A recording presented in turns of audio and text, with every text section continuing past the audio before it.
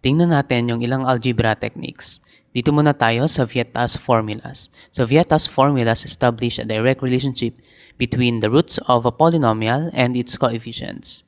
Given the polynomial equation ax squared plus bx plus c is equal to 0 with roots r sub 1 and r sub 2, then we can establish the relationship between the roots, yung mga roots natin, and then yung mga coefficient a, b, and c. So yung sum of roots natin ay equal lang sa negative b, you negate this one over this one. Kasi minsan sa contest, tinatanong nila yung sum of roots.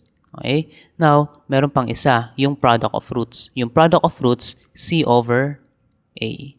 Okay? Kapag product of roots, R sub 1 times R sub 2, that is just equal to C over A. So, kapag tinanong yung product of roots, alam nyo na yung gagamitin na formula. So, ginagamit natin tong Vieta's formulas para hindi na tayo gumawa ng mga factoring techniques. Okay?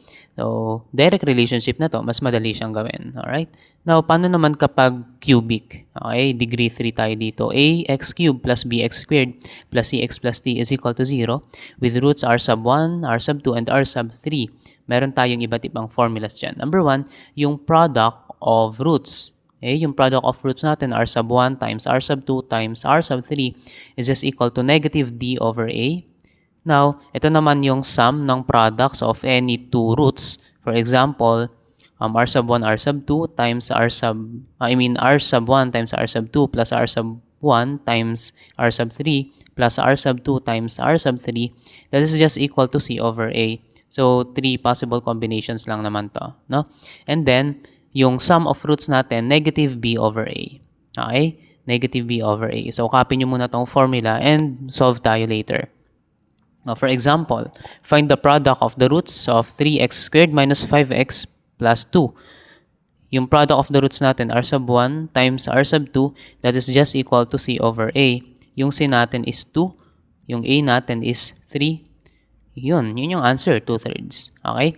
Next, find the product of the roots of 2x cubed minus 3x squared minus 2x minus 10 is equal to 0.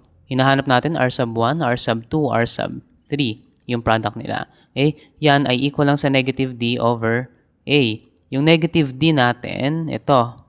Pero ine-negate natin. So, from negative, that becomes positive. Yung a natin is 2. 10 over 2, which is equal to 5. Alright? So, yun yung product of the roots. Next, one root of the quadratic equation, x squared minus 7x plus k is equal to 0 is 3. Find the other root and the value of k. So, ang gagawin natin, since hindi given to, hindi given si c, gamit tayo ng relationship sa A at saka sa B, yung relationship between A and B. And then, obviously, yun yung negative B over A, which is just the sum of the roots, r sub 1 plus r sub 2. So, using this, we can find one of the roots. Okay? So, lagyan natin dito. Yung negative B natin is 7, yung A natin is 1, r sub 1 natin is 3, plus r sub 2. So, subtract 3 both sides, you'll get r sub 2 is equal to 4. So, yun yung other root natin. 3, 4. Paano makikita si value ng k? E di yung sum ng products, yung product ng roots natin. Diba? 3 times 4 is equal to 12. Bakit? Kasi yung product natin is c over a. Yung c natin, k. Yung a natin, 1 lang din naman. So, kailangan lang i-multiply mo yung roots. Equal yan sa r sub 1 times r sub 2. Okay? So, which is equal to 12. So, yun yung answer natin dito. Okay? Pwede gumamit dito ng factoring techniques. Pwedeng makuha to. Pero, ito, mas madali na to. So, dito na tayo sa Vieta's formulas. Dito naman tayo sa AMGM inequality theorem or arithmetic mean geometric mean inequality theorem. So, the arithmetic mean geometric mean inequality theorem states that for non-negative real numbers x sub 1, x sub 2 until x sub n, then this inequality holds true if and only if x sub 1 is equal to x sub 2, which is also equal to x sub n. Alright? Now, ang sabi dito sa inequality theorem, x sub 1 plus x sub 2 until x sub n over n is greater than or equal to nth root to, no? Nth root yan. To the nth root of the products of these real numbers, x sub 1, x sub 2 until x sub n. Alright? So, kailan ba natin ginagamit itong AMGM inequality theorem? Ginagamit natin to kapag merong minimization of the sum or maximization of the product. Although pwede natin ditong gamitin ang calculus, pero differentiation kasi yon, no, gumagamit tayo ng differential calculus. Pero kapag may mga ganong problems, pwede rin natin gamitin itong AMGM inequality theorem. Okay, for example, for positive A, B, and C with product ABC is equal to 27, find the minimum value of A plus B plus C. So, minimize natin yung sum kasi remember, yung arithmetic mean natin greater than or equal to geometric mean. Okay? Kaya, i-minimize natin ito. So, remember yung formula natin A plus B plus C over, since tatlo sila, over 3 is greater than or equal to the square root or the cube root of ABC kasi nth root yung hinahanap natin. Alright? Ilagay natin dito. Yung ABC natin over 3 dapat greater than or equal to the cube root of 27. Yung cube root ng 27 is equal to 3. Okay? So, anong natira? A plus B plus C over 3 is greater than or equal to 3. Multiply natin both sides by 3. Cancel, cancel. So, A plus B plus C is greater than or equal to 9. Ibig sabihin, yung minimum sum natin, 9. At makukuha natin yung 9 kapag equal tong mga to. Okay? Which is, sinasatisfy natin yung inequality theorem. Kasi, kung equal to mga to, ay di 3 lang yan. 3 plus 3 plus 3 is equal to 9.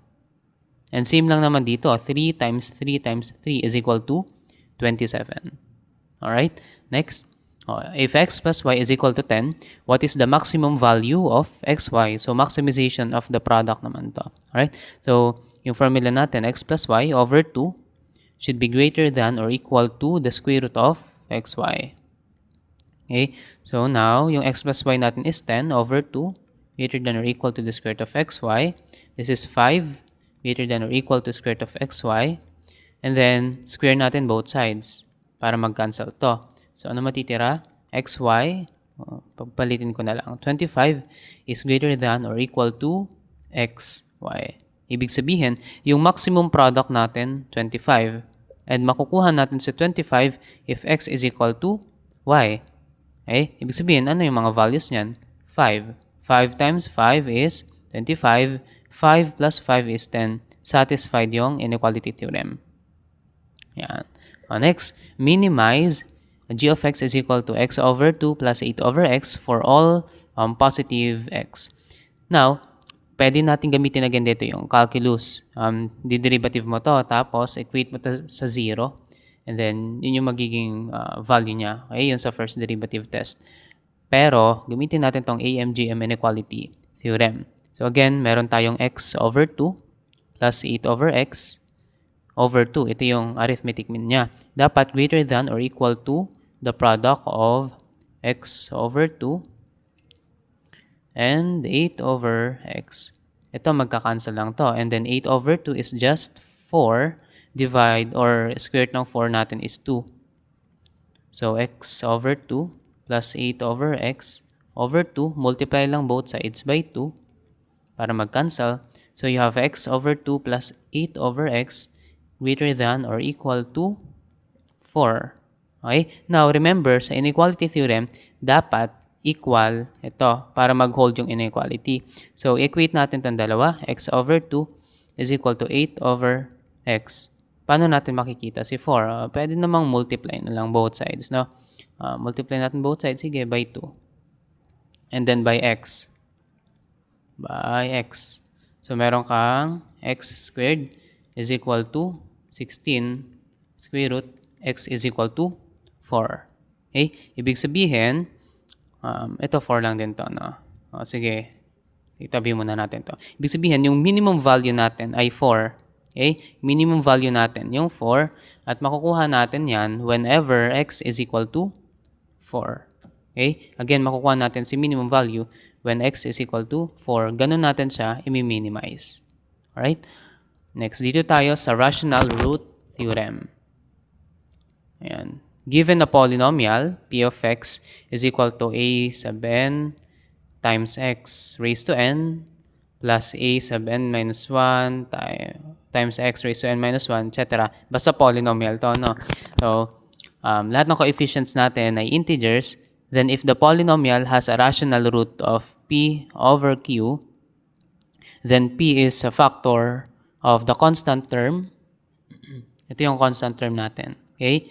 A naught or a sub 0. And q is a factor of the leading coefficient, a sub n. Mamaya makikita natin kung paano natin ginagamit si rational root theorem. Kaya yung mga possible roots are all the numbers of the form positive, negative, p over q. Again, yung p natin, factor daw siya ng leading coefficient, ng constant term. And q is factor of the leading coefficient. Okay? Ayan. Find the possible rational roots of the polynomial x cubed minus 6x squared plus 11x minus 6. So, paano natin gagawin yon? Hanapin muna natin yung factors nito. Okay? So, factors of negative 6, which is yung ating constant term. Ano yung mga factors niya? 1, 2, 3, at saka 6. Pero, positive, negative. Okay? Now, yung factors naman, factors of the leading coefficient. Leading coefficient natin is 1. Ano yung factors niya? Positive, negative, 1 lang. Okay? Remember, ito mga to, P. Ito, Q. Okay? So, yung mga possible combinations natin ay 1 over 1. Positive, negative yun, no? 2 over 1, positive, negative 3 over 1, positive, negative 6 over 1. So, yun yung mga possible rational roots natin. Plus, minus 1, plus, minus 2, plus, minus 3, and plus, minus 6. Kasi ito, 1 lang naman yan. No?